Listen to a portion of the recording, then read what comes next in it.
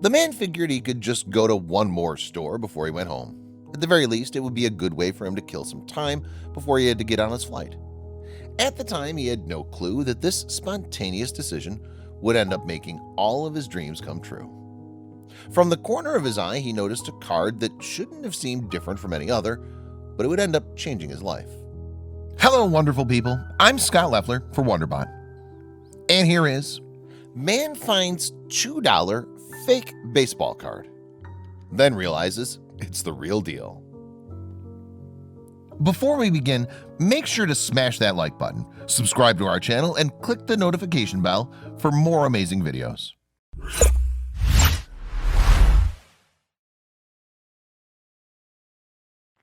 There are people out there who enjoy collecting things, and a lot of the time there's no limit to what people will collect.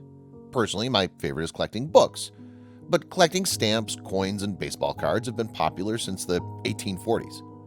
Collecting things seems to come pretty naturally to some people, and it's an undeniable fact that collecting certain things can become extremely expensive. There are certain things that are required to get the most money for your collectibles. The first thing to remember is that the item must be pretty rare, because the more uncommon an item is, the more money that it's worth. And the item has to be in perfect or near perfect condition. The age of the item is also pretty important as well. It's also the most exciting aspect of collecting things to many people. When the man found an old card in the shop, he could barely keep his composure. Throughout the years, the man had seen plenty of baseball cards, and he developed a good sense of picking out originals. He was educated about his favorite hobby, and when he noticed something that everyone would think was fake, the man knew better. Dale Ball from Visalia, California, had started collecting baseball cards when he was just a small child.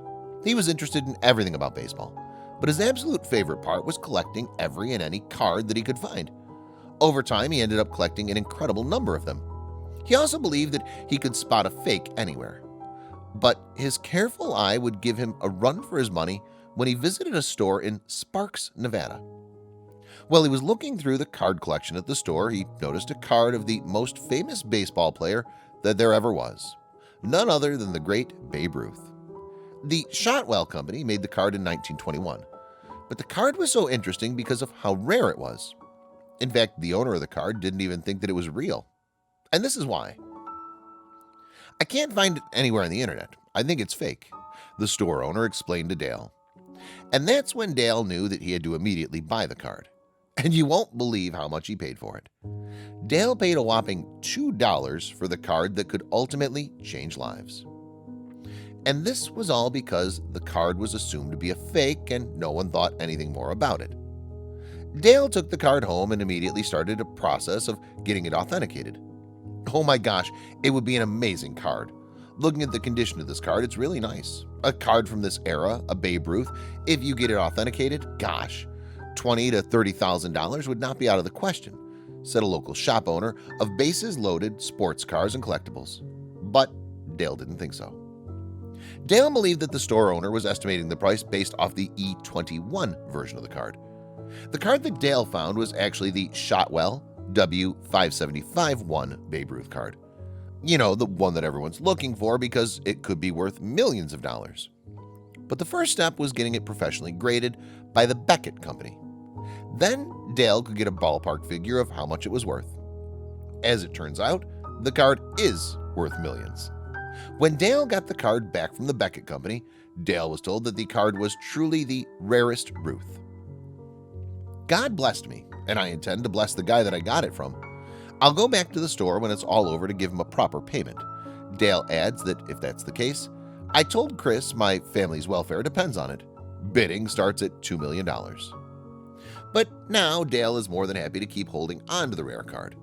Maybe he's planning on keeping it for his son's expanding baseball card collection. After all, it would be quite the collection, especially since Dale had started collecting when he was a child. It has to be a bit difficult to sell something that you've been collecting for your entire life, especially for a little bit of money. But Dale was looking at a lot of money. Dale has already turned down 3 different multi-million-dollar offers for the card. But he's refused to sell it or even give an idea of what he'd be doing with the card in the future. And that's honestly something that surprises a lot of us. You know that if you were given that card, you'd sell it in a heartbeat. There has to be something else going on with Dale. The first thing we need to think about is what causes people to start collecting things in the first place, and what actually defines a collection. A person who truly collects things will have an emotional connection that makes money and time worthless compared to the joy that comes with each object. And what's better than owning things that make you happy? The thrill of chasing something that you desire is the biggest motivation for collectors. It may start out as a small interest or hobby, but when you add the thrill of the chase to it, the collection and the excitement tend to grow rapidly. This is what causes collectors to search for rare pieces, just like the Babe Ruth card that Dale found. It might not make much sense to us to have more than one of the same card, but for the collector, they want to acquire all the colors of each card, the record, and the plate or stamp. To collectors, they're not wasting money buying the same thing more than once. It's worth it to create the emotional connection they have to each one.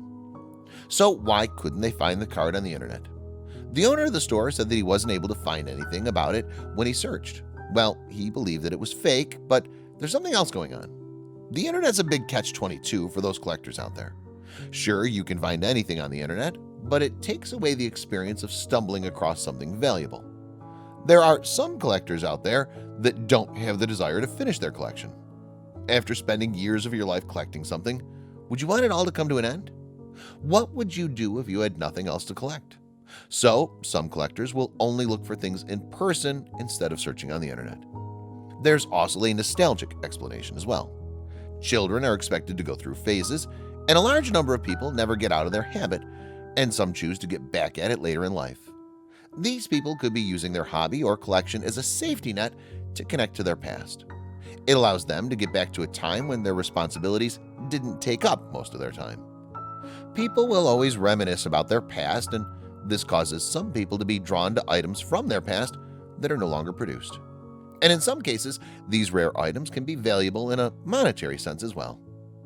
Whatever reasons that Dale has for refusing to sell the baseball card for millions of dollars are his and his alone. But the world, and most definitely the store owner, will be looking out for where the rarest Ruth is going to end up.